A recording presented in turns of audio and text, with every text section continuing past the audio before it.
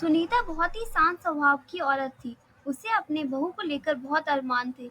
लेकिन जब उसकी बहू अनिका शादी करके उसके घर आती है तो सुनीता को अपनी बहू का रहन सहन और बर्ताव देखकर सुनीता के सारे सपने टूट जाते हैं। सुबह के समय वो रसोई में खाना बना रही होती है। तभी उसका बेटा अनुज वहाँ आता है और बोलता है। क्या बात है?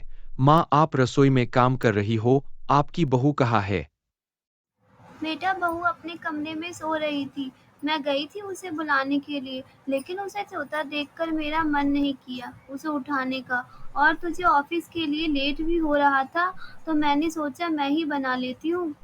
वाह माँ, आज के जमाने में ऐसी सास कहाँ मिलती है कि बहू सोती रहे और सास उठकर जाग कर सारा काम करे, उसे जगाए बिना। आज उसे उठने दो, मैं उसे बताता हूँ उसकी सास कितनी सब्र वाली है। बेटा, इसमें सब्र करने की क्या बात है? अभी उस बेचारी को आए हुए समय ही कितना हुआ है।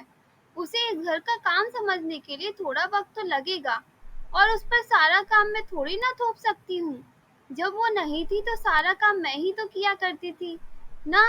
फिर उसके काम में थोड़ा हाथ बटा दूंगी तो क्या होगा? आगे तो उसे ही सारा घर संभालना है ना। माँ, एक बात बताओ, आपकी सोच इतनी अच्छी है ना? अगर ऐसी सोच हर सास की हो जाए तो कभी भी बेटा अपनी माँ से दूर नहीं होगा और सास बहू में कभी झगड़ा नहीं होगा, दोनों साथ में खुश रहेंगे हमेशा। लेकिन मन आजकल के समय में सब्र तो करना कोई जानता ही नहीं है।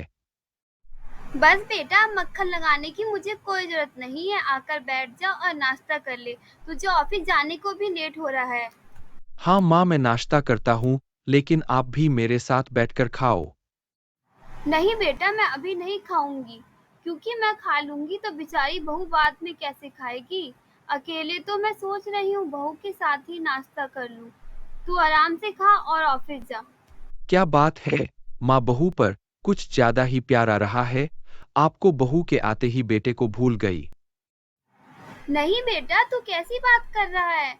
तू अपना है, तेरे साथ नहीं खाऊंगी तो चलेगा। क्यों, तू समझ सकता है, लेकिन बहू पराए घर से आई है। उसे बुरा लगेगा कि माँ बेटे साथ में खा रहे हैं और उसे अकेला छोड़ दिया। अपनी माँ की बातें सुनकर अनुज को बहुत खुशी होती है। अनुज अपनी माँ से बहुत प्यार करता था। वो उनकी बात मान जाता है और नाश्ता करके ऑफिस के लिए निकल जाता है। कुछ देर बाद सुनीता घर का सारा काम खत्म करके सोफे पर बैठकर अपनी बहू का इंतजार करने लगती है। लेकिन अनिका के ना आने पर वो अपने आप से बोलती है। बहू अभी तक नहीं आई। मुझे एक बार देखने जाना चाहिए। उससे शायद पता चले उसकी तबीयत तो खराब नहीं। अरे बहू, ये सब क्या है? तू सिगरेट पीती है? गुड मॉर्निंग मम्मी जी। अब क्या सिगरेट पीने पर भी आप मुझे घर से निकाल देंगी? मम्मी जी, आज के टाइम पे ये सब नॉर्मल है, नॉर्मल।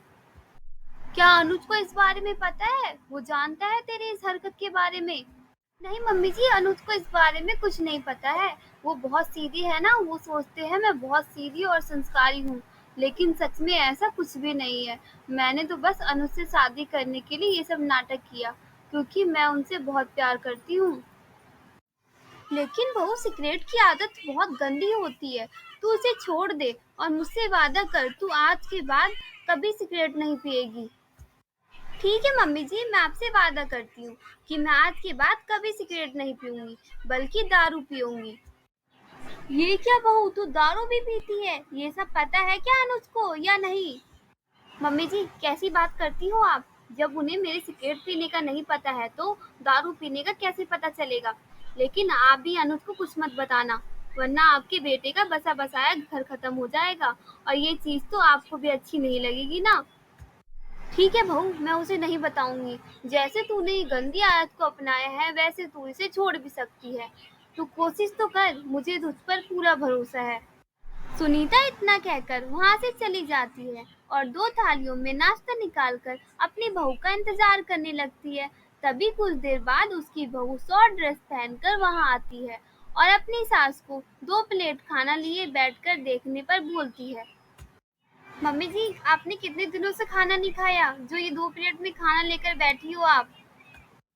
बहू, मैंने सुबह से कुछ भी नहीं खाया है।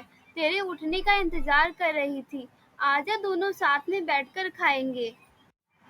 मम्मी जी, ये ऑयली खाना मैं नहीं खाती हूँ। और मैं कोई छोटी बच्ची नहीं हूँ जो आपके साथ बैठकर खाना खाऊंगी। मुझे अकेले खाना खाना पसंद है। वैसे भी आज तो मेरी एक फ्रेंड का बर्थडे है। मैं वहीं जा रही हूँ और वहीं खा लूंगी। आप खा लो खाना। बहू ये कपड़े पहन कर जाएगी बाहर तू? एक काम कर, साड़ी यहाँ पहन ले और फिर अपने फ्रेंड के घर जाकर चेंज कर लियो। मम्मी जी, पार्टी क्लब में है ना कि घर पे जो मैं कपड़े बांध के घूमूं। मुझे इन कपड़ों में कोई बुराई नहीं लग रही है, तो आपको क्यों लग रही है? ठीक है, बाय, मैं चलती हूँ।